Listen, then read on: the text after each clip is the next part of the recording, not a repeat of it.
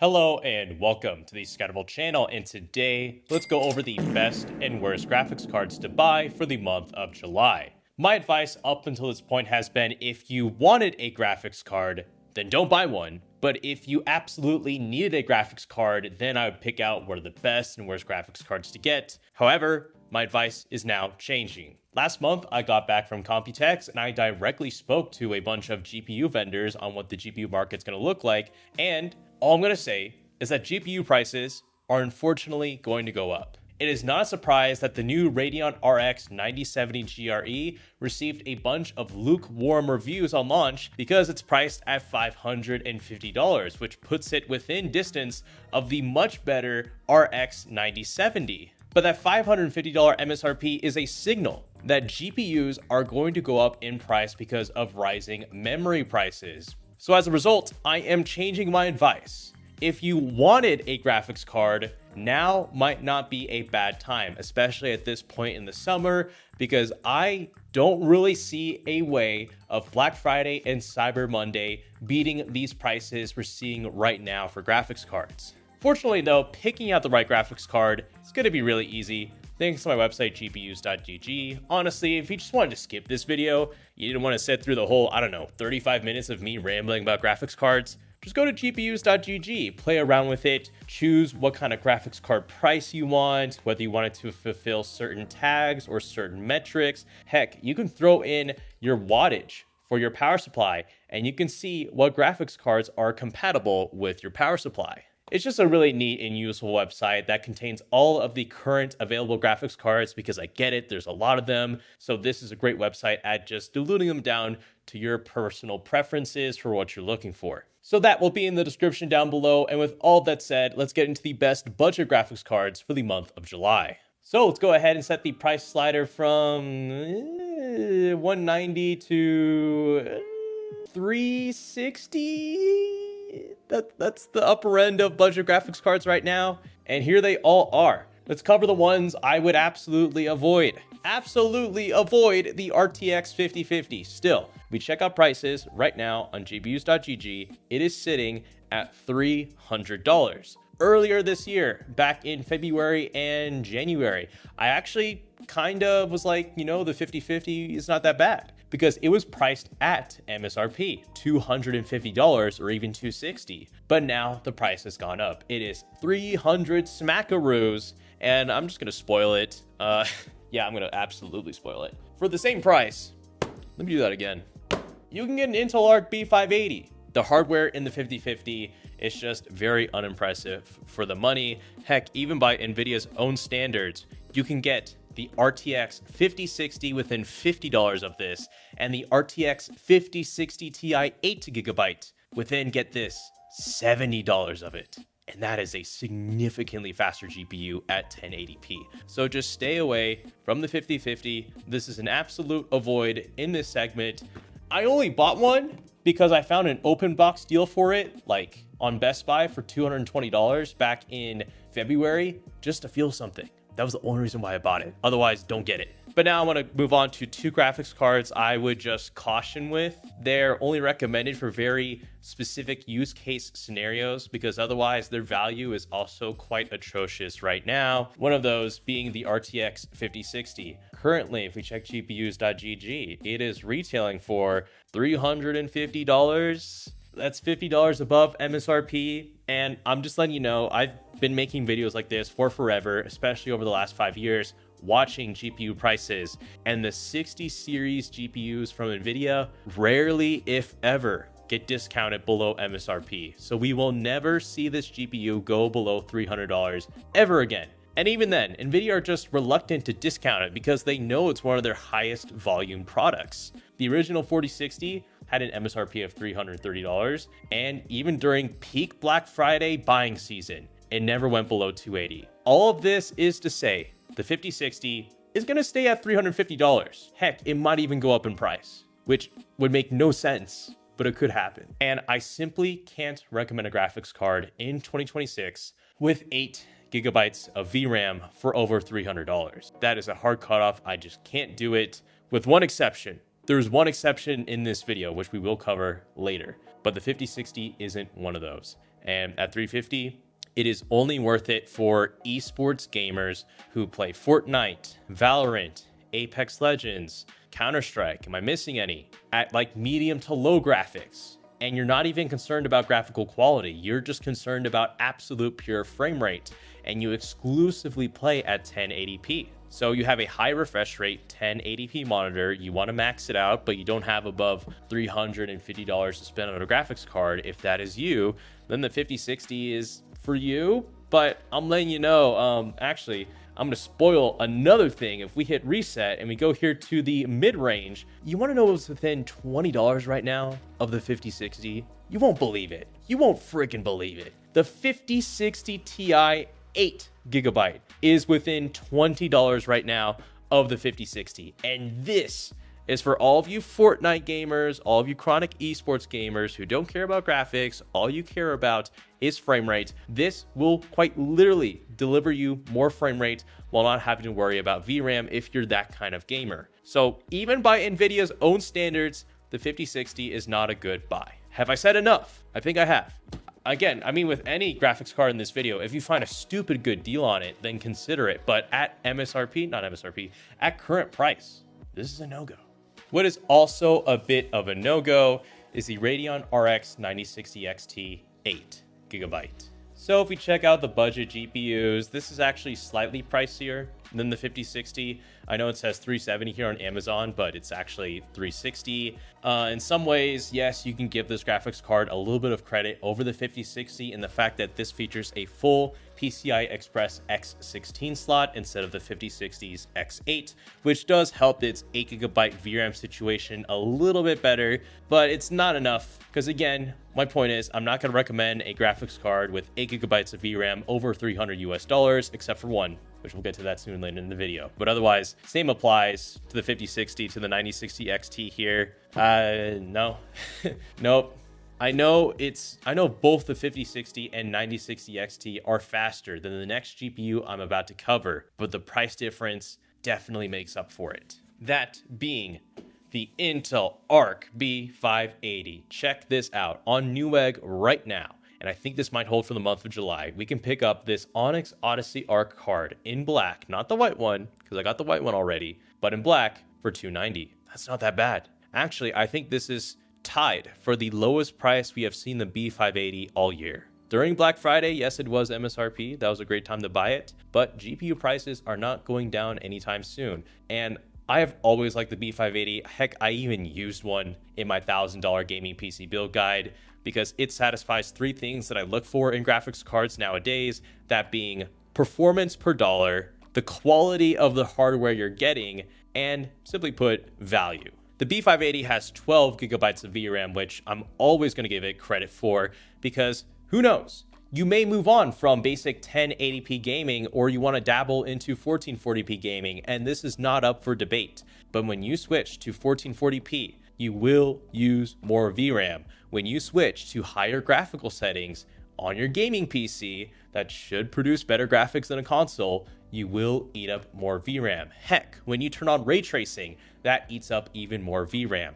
And we can absolutely give credit to certain games out there that handle optimization really well on day one, like Forza Horizon 6. But not every game is going to be like that. So if you want to play day one games or early access games that are not that optimized, or just in general games that aren't optimized for PC, you need a lot of VRAM.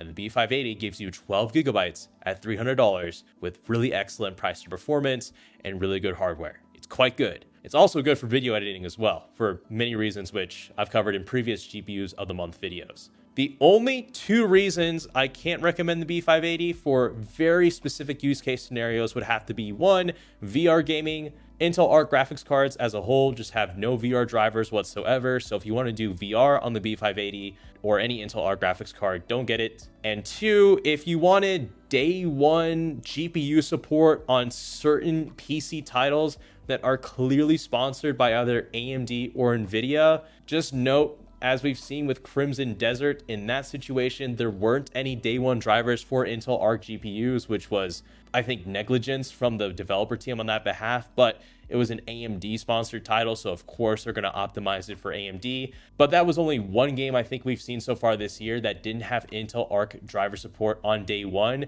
but it could become an occurrence. There could be more sponsored titles out there that just have really poor Intel Arc driver performance on day one that eventually gets better, say a month after release. So if you're that gamer who has to play the latest games on day one and you want to just play them straight up, this might not be the graphics card for you, because there's a small chance some of those games may not be properly optimized for Intel Arc in the first place, potentially because they're sponsored titles by either AMD or Nvidia. Also, I don't get the hate for this GPU.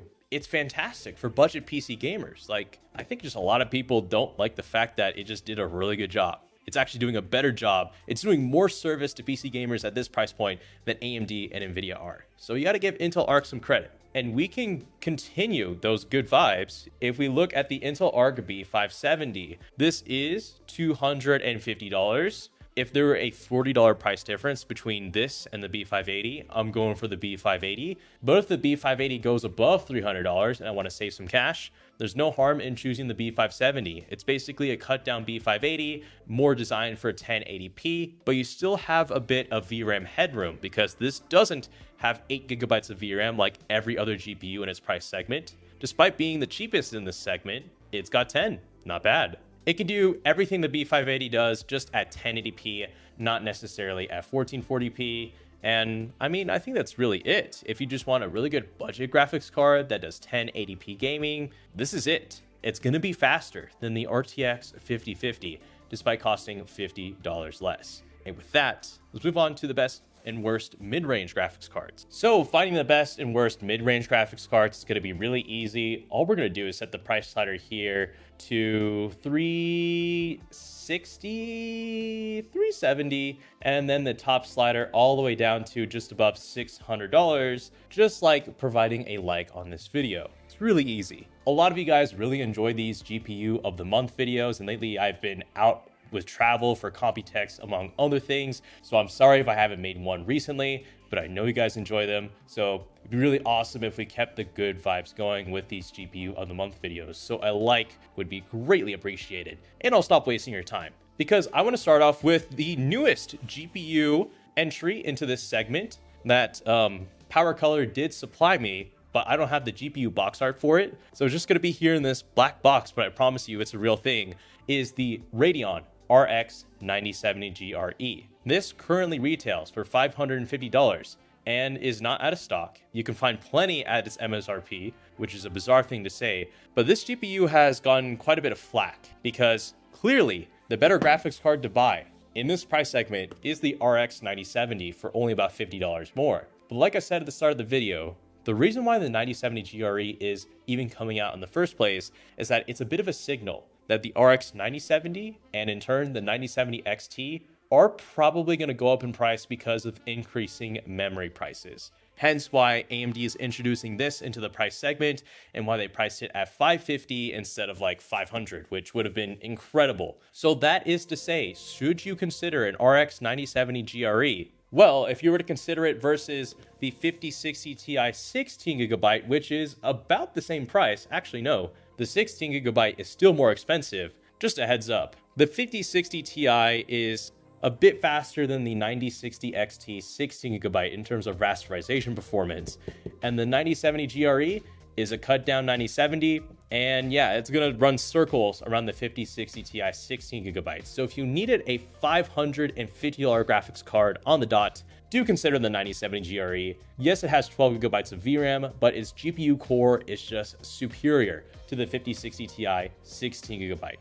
But in comparison to the rest of the graphics cards around it, you would be dumb not to buy a 9070 over the 9070 GRE. It just is a superior graphics card for many reasons, which I'll cover later in the video. But for the moment, don't consider the 9070 GRE, but you may have to in the coming months if GPU prices keep going up for graphics cards with 16GB of VRAM or more. But now let's dial things back. Let's start off with the cheapest graphics cards in this segment and work our way up, because the most surprising one of all is the RTX 5060 Ti 8GB, because as I kind of revealed in the last segment, it's priced at $570. Oh, that's brain fart. That's the 16. Where's the 8? Oh, hold up. I gotta change the price slider here to 360, and there it is. For whatever reason, this is $10 below MSRP right now on Amazon.com, which is bizarre. I don't know how long this price is going to last. Even on Newegg, it's sitting below 400. But if you are that gamer who only plays at 1080p, you want to max out the refresh rate of your 1080p monitor. If it's like a 1080p 240 hertz or 360 hertz display, you don't care about graphics, you don't care about resolution, you just want pure frame rate for your esports games like Valorant, Fortnite, Counter-Strike, whatever. The 5060 Ti 8GB right now is for a pretty good price. So if you're that kind of person, you're that kind of gamer, and you only play esports games at 1080p and you want that highest frame rate for the best competitiveness, the 5060 Ti 8GB, I'll give you a pass, man. I just swallow right before I said that, but I'll give you a pass. I mean, objectively speaking, it is a better buy than the 5060 for only $20 more if you're that kind of gamer. If you want to play at 1440p or above with ray tracing, any high graphical settings, nope, this just does not have enough VRAM. I mean, again, ray tracing uses additional VRAM, which is Nvidia's strong point. And in 8GB of VRAM, it's just not going to bode well at 1440p. But again, if you're an esports gamer at 1080p and you want pure frame rate, I'll give you a pass for this month. Snag one if you want.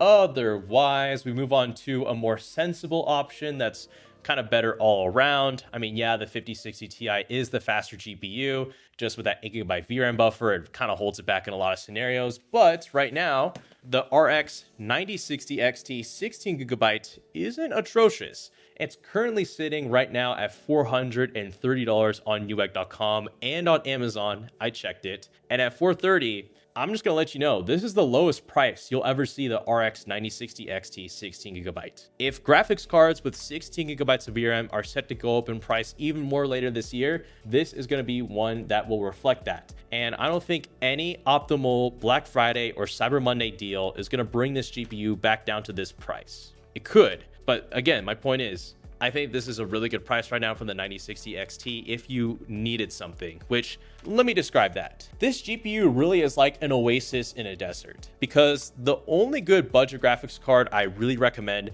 is the Intel Arc B580, and that is $300. And there is nothing good after that. You'll walk through the desert, there'll be nothing good. You'll go past the 5060, you'll go past the 9060 XT 8GB. Maybe if you want the 5060 Ti 8GB, there's that. But then a little oasis that is fine in the middle of the desert is gonna have to be this RX 9060 XT 16GB for $430, because after that, your next oasis is gonna be a $600 RX 9070. So if you needed something in this price range, this is acceptable. It's still $80 above MSRP, but all things considered, I've ran this GPU before in a PC build. It does everything at 1440p, including ray tracing. It's got pretty decent hardware for the money, and I don't think you can find a more affordable graphics card with 16GB of VRAM right now. And for the foreseeable future, this price of the graphics card is probably going to go up because of that reason. So if you wanted one, I would suggest picking up one sooner rather than later for really good 1440p gaming. So there is that. And we have the other 16GB graphics card within, it would have been the same price range, but because of DRAM prices, it's really gone up in price. So this is the 5060 Ti 16GB. And last year, I was pretty cool with this GPU actually, because at its price point, it was about $430. And yeah, sure, in terms of price to performance, the 9060 XT 16GB was the better buy. But if you were that person who needed Nvidia's features and suites and AI and that kind of stuff, the upcharge was not a bad decision. But right now in 2026, because this has 16GB of VRAM, it has really gone up in price. If we check 5060 Ti 16GB, $560. By Nvidia's own comparison, you can get a 5070 for about what? $40 more? You would clearly get the 5070, clearly. So it's really unfortunate. This was one of my favorite Nvidia graphics cards. You could see it on the tier list. This was a B tier graphics card, I think, but I can't recommend it anymore. The pricing is just absurd.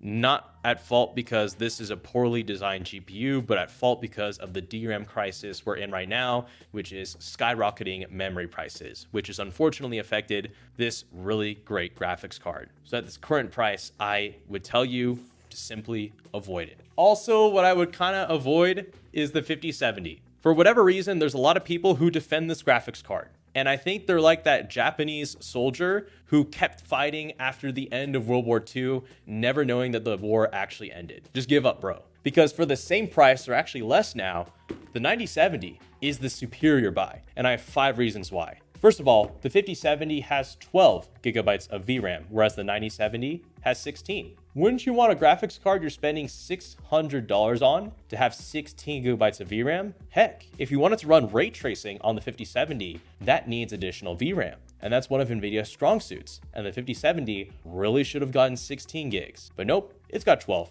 Reason number 2. The 9070 has better rasterization performance over the 5070, which is to say, it's got more raw performance. If you decide not to run ray tracing, the 9070 is going to beat the 5070 quite a bit on aggregate. Reason number 3. In terms of ray tracing performance, which has always been Nvidia's strong suit, the 9070 is not that far off the 5070, and I've got benchmarks here to show you to back it up. And the reason why I find this a bit of a con is because even right now with 5,000 versus 9,000 GPUs, Nvidia GPUs should have a bit of a leg up in terms of ray tracing performance versus their AMD counterparts.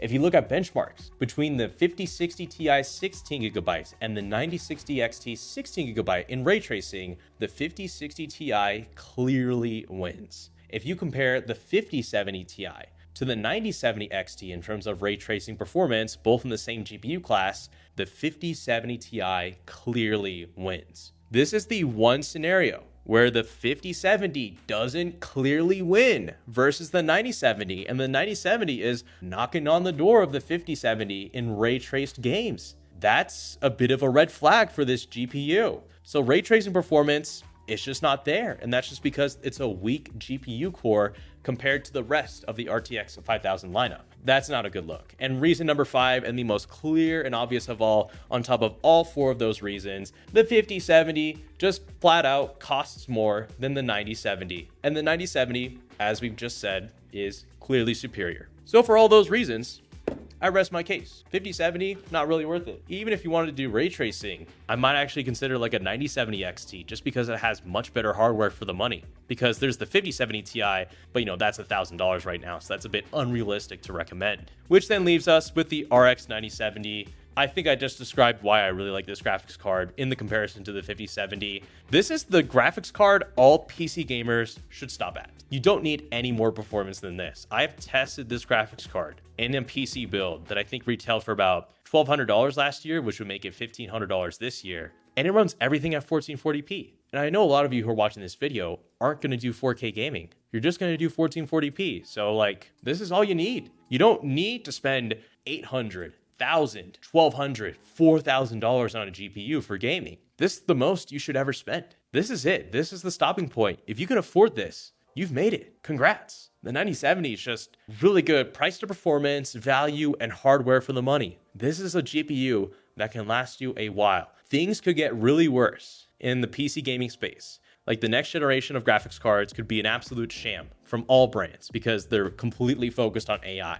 And the 9070 is going to be one of the last few good quality pieces of hardware from AMD as far as graphics cards go that can hold you out for any GPU, AI, or memory crisis that could impact PC gaming in the future. It's just a really good graphics card for the money. And at $600, I'd buy one right now because the price is going to go up, as evidenced by the introduction of the RX 9070 GRE at $550. So with that all out of the way, let's finish out the video with the best high-end graphics cards and the worst. So to get these GPUs in order, I'm going to go ahead and set the minimum price to $620. No, it needs to be a little higher. $650. All right, so we have the price set to $650, and I just want to throw this out there. If you've been enjoying this video, I just want to let you know that my goal is to produce one of these at least once a month to give you an update on the GPU market for what's good and what's bad. So if you want to see more of these videos in your sub box, I'd recommend clicking on the subscribe button to the ScatterVolt channel, because like I said, I'll always try to put these out once a month. I enjoy making these, and you guys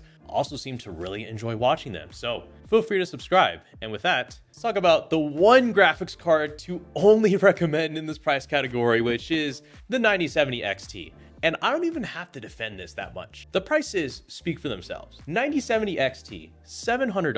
5070 Ti, $1,000? The 5070 Ti is not a $300 better graphics card than the 9070 XT. In terms of ray tracing, it's about $100 better. In terms of rasterization performance, the 9070 XT beats the 5070 Ti. So in non-ray traced games, this is the faster GPU. And that $300 difference is really going to come down to if you really do AI, you really do 3D modeling, or you specifically edit 4K, 10-bit, 422 HEVC compressed footage for video making. If you don't know what the heck 4K, 10-bit, 422 HEVC even means, you don't need a 5070 Ti for video editing, because otherwise the 9070 XT is going to do the exact same things at a much lower price. So really that $300 price difference between the 5070 Ti and the 9070 XT is going to come down to, like I said, that AI, 3D modeling, all of which are not gaming. So if you're just gaming,